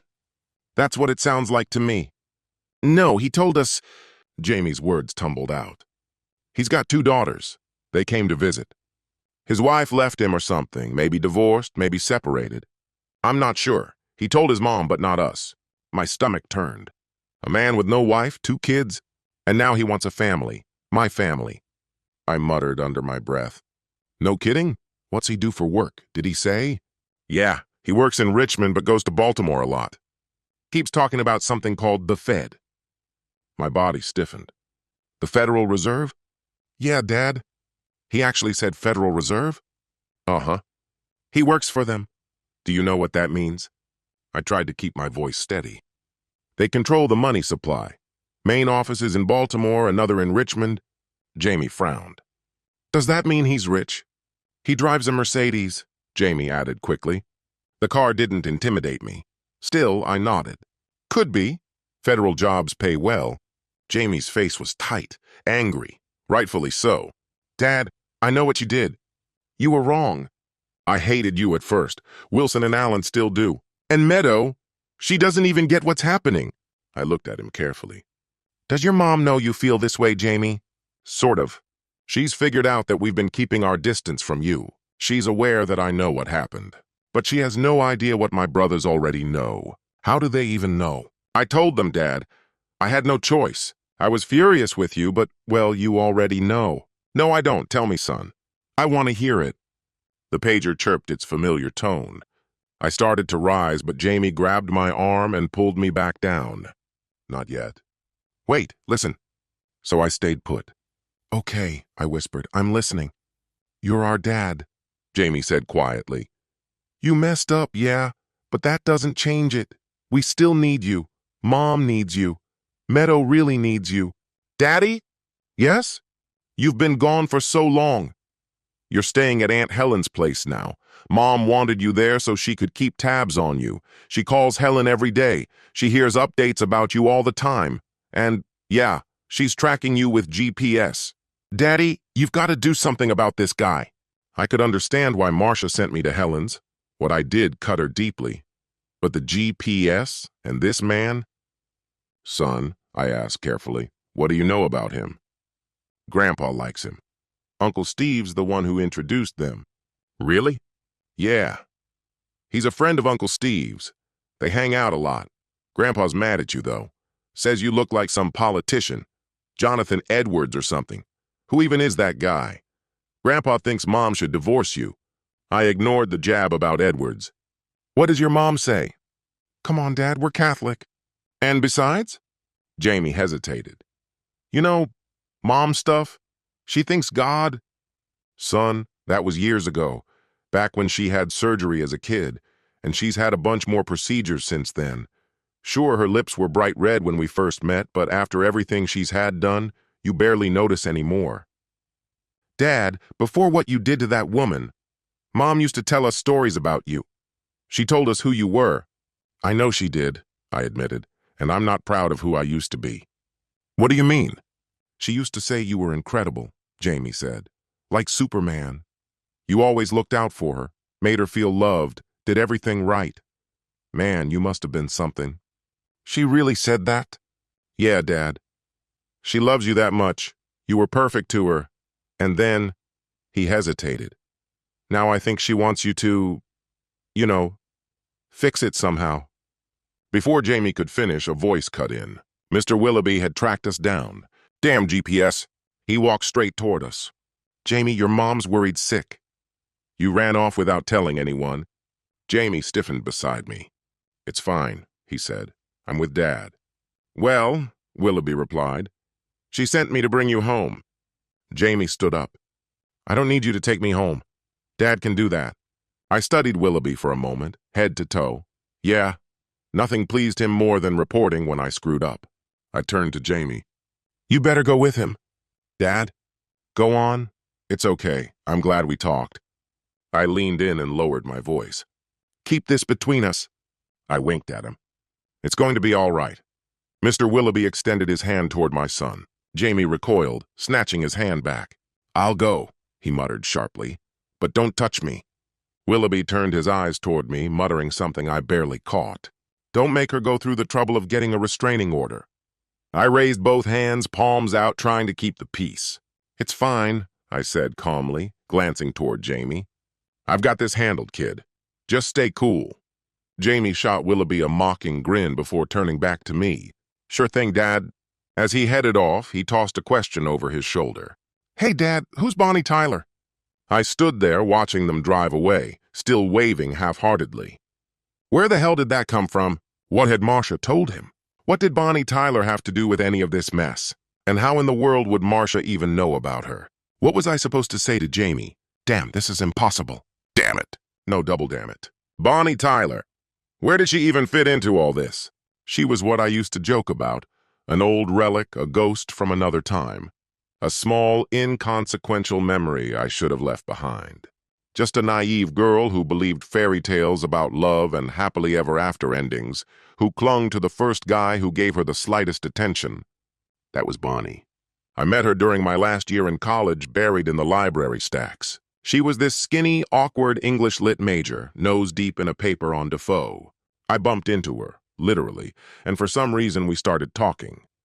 She wasn't much, really, a sweet, sheltered girl who mistook infatuation for love. We dated briefly, though I never let things go too far. I couldn't bring myself to corrupt someone that innocent. Funny thing is, aside from the lips, she looked a lot like Marcia.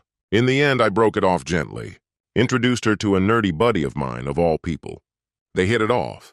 She later told me I was her lucky charm. Last I heard, they got married. But none of that matters now. I shook myself out of it. Focus. I need to fix my marriage. 5 counseling sessions, that's the plan. We start there and see what happens next. No way I'm letting anyone sell my house.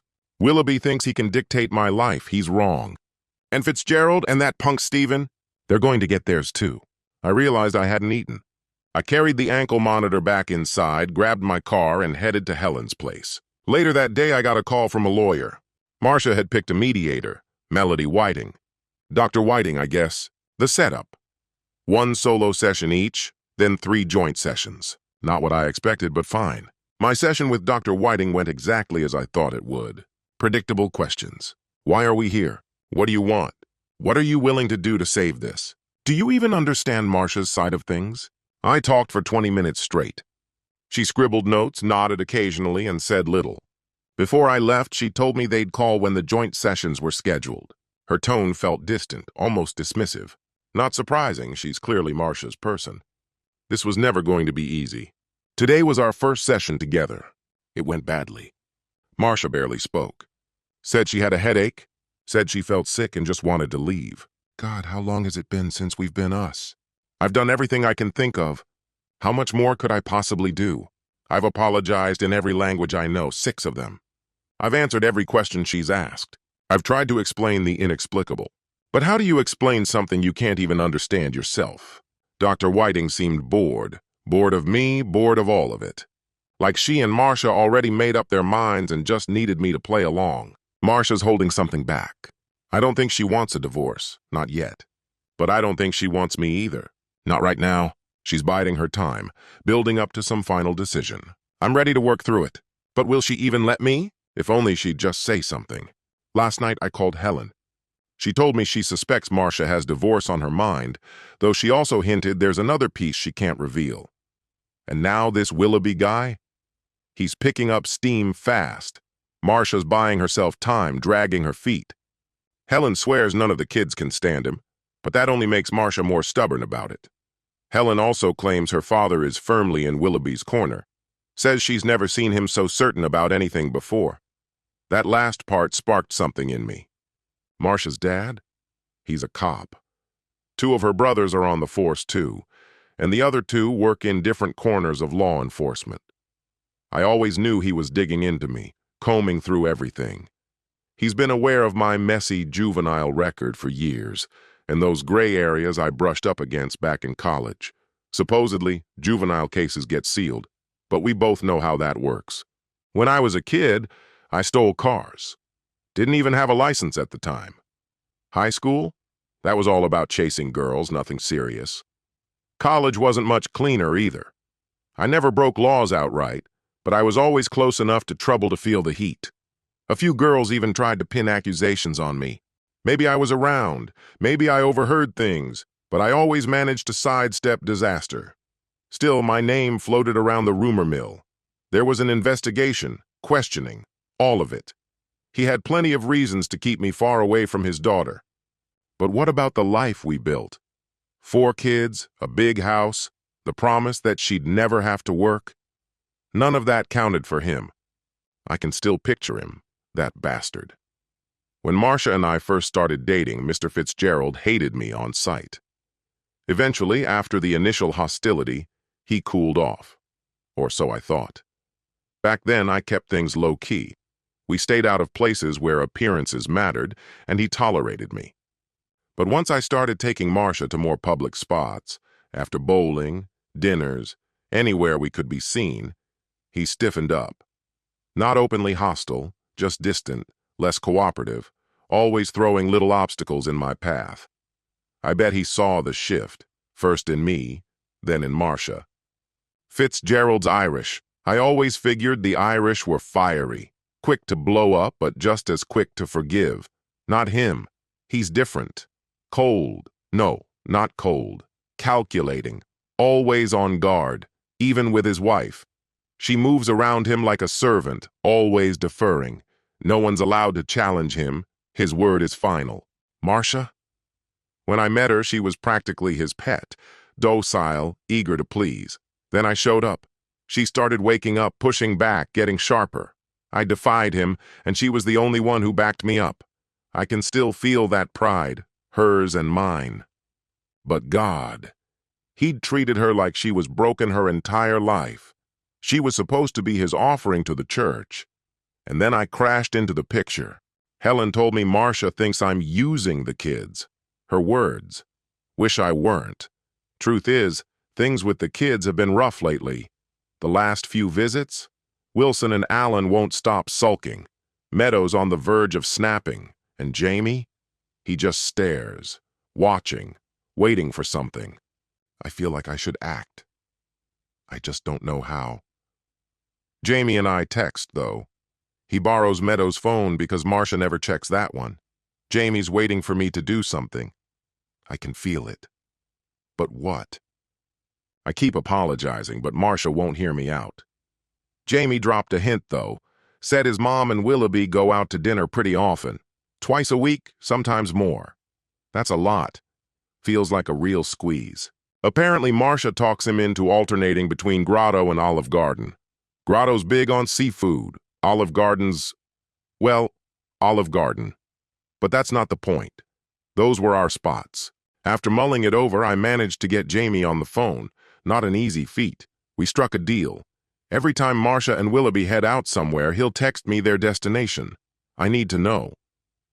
He declared without hesitation that he felt nothing for the man and insisted I return home. We came to an understanding. What an extraordinary kid. Jamie mentioned they were heading toward the grotto. I called to confirm, and sure enough, they were on their way there. Willoughby had secured a reservation since the booths were unavailable. I booked a table, too.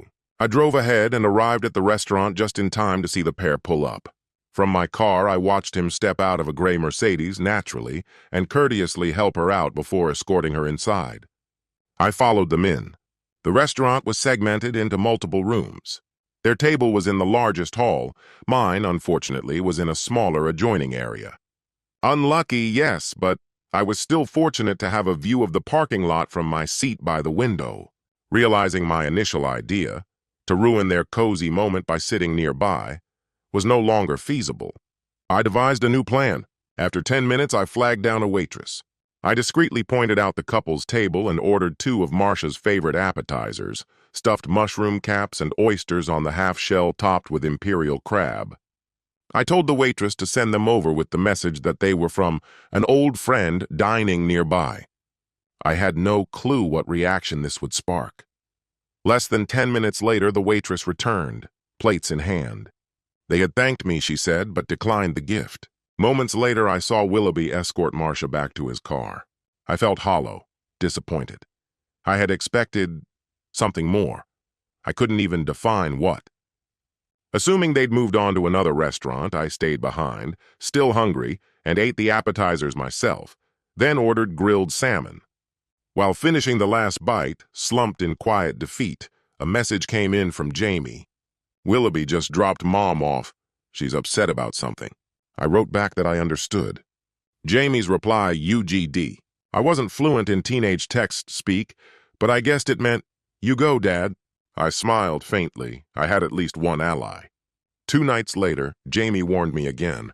They were headed to Outback Steakhouse this time. Different place. I beat them there and positioned myself by the entrance. When Marcia spotted me as they walked in, her face drained of color. They turned and left. An hour afterward, Jamie messaged me. He'd been grounded and lost his phone privileges. I knew whose phone he was using. Alan's. A new friend, apparently. Intercepting Marcia and her partner at restaurants wasn't enough anymore. I needed leverage. Marcia volunteered at St. Timothy's, where our kids were enrolled. She'd drop off Meadow in the morning and pick her up at dismissal. It was time to increase the pressure. I sent gifts to St. Timothy's, a mix for Marcia and for the school itself. We weren't wealthy, but certain gestures were within reach. I bought 4 new laptops for the secretaries, right where Marcia hung her coat. Each machine was labeled as a gift from me. Surely she noticed. She loved flowers, especially roses. So I made sure every week she received a dozen long-stemmed roses, each day in a different color. Monday yellow for friendship. Tuesday orange for passion. Wednesday red, the classic I love you. Thursday pink with our children's names attached. Friday white, paired with Lincoln's words, "Love is eternal." I knew Marcia. She'd look up the meaning of every color if she didn't already know. Saturday, while Helen was mowing the lawn, a delivery truck arrived. Inside the large cardboard box, 5 dozen roses, wilted and crumpled. At least I had tried. Jamie later managed to buy a discarded cell phone so we could stay in touch. We met after school. To my surprise, Wilson was there too. Jamie started the conversation. "First, before we begin, Meadow and Alan don't know anything, but we called Wilson Will sometimes, and I do." I nodded. "All right, what do we know?" Jamie continued. "Mr. Willoughby's wife lives in Richmond. She left him for another man. She abandoned him and their daughters." I already knew I'd hired a private investigator. Jamie pressed on. "I don't think this is about money or Mom or anything like that. I think he just wants a new family. He's got daughters. We know them." Wilson interrupted, smirking. "They're spoiled brats." Act like they're perfect. Don't call them that, I said firmly. Wilson glanced at Jamie. See? Dad's always defending people. Jamie grinned. He said you'd protect them. He went on. Willoughby comes over all the time now. Sometimes with his daughters, sometimes without. Meadow doesn't like them. They tease her. They tease her? I asked. Yeah, Jamie said. About her room. The stuffed animals. The clouds painted on the walls. I finished his thought. The clouds Marcia painted. Jamie nodded. They play Scrabble too. He lets her win. She's always beaten me fair, I muttered. Wilson added, Yeah, Dad, but this guy's smart. Way smarter than you at words. Mom's been saying different things lately. I asked him what kind of things. Like what? Wilson said back. He shrugged. When I ask her stuff, she just starts talking about you. Talking about me? I pressed. Yeah. She keeps saying you were never around before, always working. No time for us. The words stung. That's not true, I snapped. I came home every night. Sure, sometimes I was late, but I always had a reason. Jamie's voice cut in quietly. Mom told him it was because you were out with... That's a lie, I shouted before he could finish. Wilson gave me a small smile. We know, Dad. Jamie glanced toward the parking lot. Oh, Mom. I turned and saw her walking across the asphalt toward us. Looking at my boys, I sighed. Guess this meeting's over. We'd been sitting in the bleachers. The moment they saw her, both kids bolted to their feet and ran, shouting in unison, See ya! Yeah, I called after them. See you soon. As they climbed into Marcia's car, I saw her scolding them for something. I stayed there a moment, thinking about what they'd just told me. What I'd heard matched what others had already described to me. Willoughby, one of the Federal Reserve's top administrators, was making serious money. But his wife had checked out completely. That didn't shock me. Teenage daughters often clash with their mothers, and the tension must have driven her past her breaking point. Then came the next part of the story. She'd left him for a younger, wealthier guy. Willoughby wasn't some predator. No, he was the opposite. Prey. A broken man, desperate for safety, desperate for someone to care. And in Marcia, he found what he was looking for, someone who would take in a lost soul, nurture him, treat him like a stray pup in need of shelter. And in doing so, he'd found the perfect setup. 3 polite boys, a sweet little girl, and a woman who thrived on rescuing others. There was just one problem. They were my boys, my daughter, my wife, my home. Our second counseling session came and went, and I felt completely unmoored. Everything I had, everything I thought I'd have forever, was slipping through my fingers. Logic didn't work. Please didn't work. Promises and vows meant nothing. I only had one card left to play, I begged. I dropped every last shred of pride and pleaded with her. Over and over, I begged her to forgive me, to let me come home, to let me spend my life making her happy. I cried. I dropped to my knees. I talked to her like she was stone, because that's what she'd become. After 40 minutes of silence, she finally spoke. I can't, and I won't, forget what you did, Marcia said flatly. I don't forgive you, and I never will. Ever. My voice cracked. I've told you 100 times. I love you. I made a mistake. I want to fix it. Can't you at least say something other than this? Unforgiveness? Her words cut me open. Fine, she said coldly. I'll say something. How do I even know you're telling the truth? You swear this happened only once. How am I supposed to believe that? You work late all the time. You're constantly traveling. You take calls at strange hours and you never say who they're from. Sometimes you come home smelling like perfume. Sometimes there's lipstick on you. My dad says you're always out. His friends on the force say they've seen you with women. And when you finally do come home, you're too tired for me. My dad's right. You're a womanizer. You've never been honest. You're a cheater. I guess I just never let myself think about it. Until now. Marcia, that's not true, I shouted. You know it's not true. Yes, some of my clients are women. You've met them. How many times have I come home on the verge of tears because some mother in the hospital was losing it over her baby? For God's sake, you met the last one. You saw her hugging me, kissing me, thanking me for helping her daughter's case. That's not infidelity. That's me doing my job. My anger flared. Remember the old woman with the farm? The so-called businessman who conned her into signing away her property? You remember how distraught she was, how she spent the night at our house crying her eyes out? You remember how she hugged me, how she clung to both of us when we helped her? Marcia, listen to me. We won that case. You can't forget that. But she wasn't hearing me. I tried again, more desperate this time. Do you remember that college girl? The one whose scheming relative nearly robbed her blind of her trust fund? I told you about that, didn't I? How I turned the tables on him, outsmarted him, and got every cent of her money back. You remember that? Do you remember what happened afterward? How she tried to throw herself at me? And how you and I laughed about it together? Marcia made a low, angry sound. My father said you accepted her offer, she muttered. Marcia. I couldn't believe what I was hearing. Gary, she said, and then stopped. I don't even know what to say anymore. Her voice trembled. You told me she meant nothing. You swore what happened was meaningless. She took a shaky breath. But don't you understand? It wasn't meaningless to me. It shattered me. That was my life, Gary. My entire world. And you... Her voice cracked. You broke it. Another deep breath, then softer. I love you. I've always loved you. I'll love you until the day I die.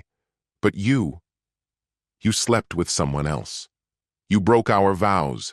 You committed adultery. She shook her head as though convincing herself of something inevitable. And once someone cheats, they always cheat. I was stunned. Words failed me. Marcia, I finally said, grasping at anything, we can fix this. We can put it back together. Her palm slammed against the table with a sharp crack. No, we can't. Her voice dropped to a quiet, trembling whisper. It's like that candy dish that broke one Easter. Remember? It shattered. We glued it back together, but it didn't matter. It was still broken. She lifted her left hand and stared at the wedding ring on her finger. This is broken too. Then she stood, thanked Dr. Whiting in a small, controlled voice, and walked out without looking back. The doctor turned to me, calm but firm. At least she spoke to you. That's a start. I stared at him, lost. I don't know what to do. I honestly don't. You're missing something, Mr. Blackstone, he said after a pause. Your wife still loves you. I can see that. But love alone isn't enough. I've listened to everything you've told me. How you met her, how you courted her, the mistakes you made. And I know you think it's over. But maybe it's time to stop apologizing and try something different. Different? What else could I possibly do? How do you win someone back when they've already decided they can't trust you? I searched through my memories for some clue, some moment from our past that could show me the way back to her. Convincing Marcia to marry me in the first place had been no small miracle. It all started after that night at the bowling alley. I still remember the guy behind the counter making some stupid comment. One that knocked the wind out of Marcia. He'd used a phrase she'd heard before, one her own brothers used to throw at her. Bag on her head. That stung her badly. After that, getting her to go out in public was a battle. Every outing felt like a negotiation. We weren't good at the things we tried, but we did them anyway. Rollerblading, skiing, fishing. We went to the beach, though her pale porcelain skin burned easily. We explored carnivals and county fairs. We went everywhere we could, anywhere that might pull her out of herself. Sometimes I literally had to drag her out of the car, but after a while something shifted. She started to laugh more. She loosened up. She let herself be seen. And I made damn sure that when people looked at her, really looked at her, they didn't just see her lips. They saw her. It didn't take as long as you might think. Slowly, she turned into this bubbly, funny, unexpectedly outgoing person. Marcia's always been beautiful, to me at least. Maybe not to everyone else, not at first glance. But to me, always. She was becoming her own person, stepping into the fullness of womanhood. Small in stature but delicately formed, she carried herself with a quiet grace that drew people in. Everything about her radiated a certain femininity, subtle, understated, yet undeniably present. If I had to describe her, I might say she glimmered, sweet in manner, almost sparkling, though never showy. She was simply that way, and somehow, despite everything, she agreed to marry me. Convincing her hadn't been easy. At first it was chaos, pure Donnybrook, if I'm honest. She'd been preparing to dedicate her life to the church, planning to take vows as a nun. Pulling her away from that path took endless conversations, endless patience. And during all that time, nothing physical happened between us. No stolen moments, no crossing lines. I respected her convictions, even while resenting the walls they built. There were people in her church, at least I suspected as much, who didn't want us together. To this day, I can't say for certain who orchestrated it, but I've always wondered if her father had a hand in it. Mr. Fitzgerald came from a devout, sprawling family. One of his brothers was a priest. Another parish sister, who'd been part of Marcia's life since childhood, seemed determined to steer her toward religious service. It felt like they'd formed a quiet alliance, a collective effort to remind Marcia of her destiny, to convince her she belonged to the church rather than to me. At some point, someone decided she needed counseling. Counseling for what? I could never figure that out. But after every session at the parish center, Marcia returned distant, uncertain, like her feelings for me were being slowly rewritten. When she finally agreed, reluctantly, absurdly, to marry me, the next hurdle loomed, meeting her parents. Her mother surprised me. She welcomed the idea, even seemed pleased. But her father? He opposed it with everything he had. Mr. Fitzgerald leveled every argument imaginable. Marcia, he said, was too fragile, too delicate for the burdens of marriage. Pregnancy, he warned, could destroy her. She wouldn't survive carrying a child to term. He said I was too much for her, too big, too demanding, that I would hurt her, both physically and emotionally. He dredged up her medical history, how she'd been sickly as a child, how her heart defect had required constant care. Though she'd outgrown it, he insisted she still wasn't strong enough for a normal life. He said she'd never manage a household, that she'd be taken advantage of. Finally, in frustration, he accused me of stealing from God himself. Marcia, he claimed, was a divine offering, his gift to the church, and I was taking her away. That argument stopped me cold because it was the one point I couldn't dispute. But I knew something about Marcia no one else seemed to see. She was meant to be a mother. She loved children, thrived around them. It was where her joy came alive. So I told them that. I argued she'd never find fulfillment in the life they wanted for her. Motherhood wasn't just what she desired. It was who she was. That won her back to my side for a moment. Then her father launched his final attack. He exposed me, dragged out my college transcript, laid bare my failures, even twisted my past mistakes. He revealed that I'd been unfaithful during our earliest days together, using it to paint me as unworthy. I had no defense, no rebuttal. The silence that followed was crushing. I saw it, the flicker of doubt in Marcia's eyes, and I thought it was over. But then something unexpected happened. Marcia chose me. In that instant, she transformed. She stood up to her father like a warrior queen, Boudica reborn, fierce and unshaken. Her voice trembled, but her conviction burned. "I don't care," she said. "I love him. He's a fighter. Just like you, Daddy. I'm going to marry him. He's all I want. I want to have his babies. I want a big wedding with a white dress, a veil, rings, bridesmaids, a flower girl, a ring bearer. I want a huge reception with an open bar so I can drink champagne. I want to toss my bouquet.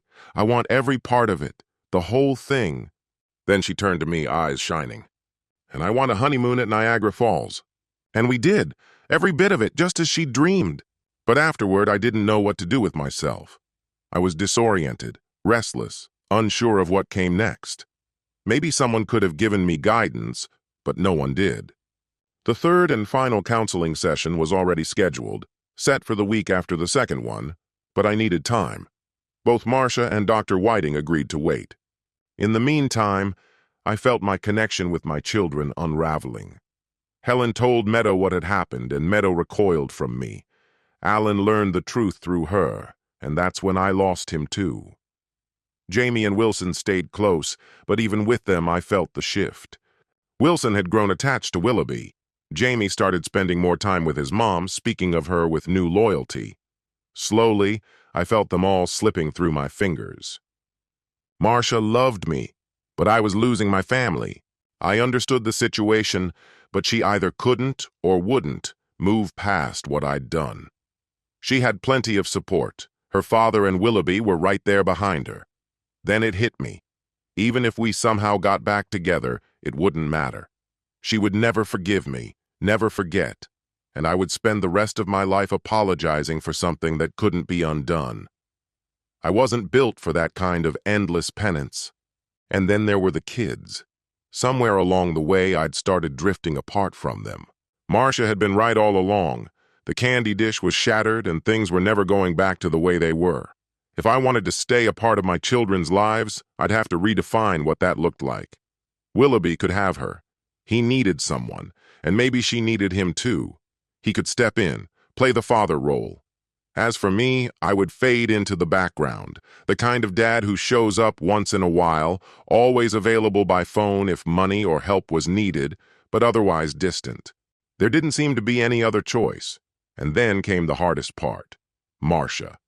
She was far too devoted a Catholic to ever initiate a divorce, and I loved her too much to let her live out the next 40 years drowning in resentment and sorrow. Letting her go felt like the kinder thing. In time, maybe she would remarry, maybe even someone steady like a government man. So I made my decision. If she wouldn't ask for a divorce, I would.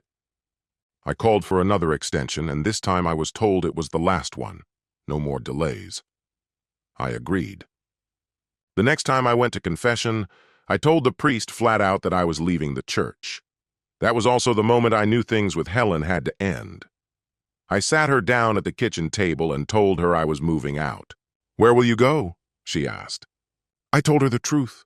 I was leaving the Richmond law firm and striking out on my own. "Where?" she pressed. "Maybe Charlotte, maybe Pittsburgh. I don't know." She laughed at that. Neither did I. Afterward, I contacted a lawyer who referred me to someone else. A dead end, really.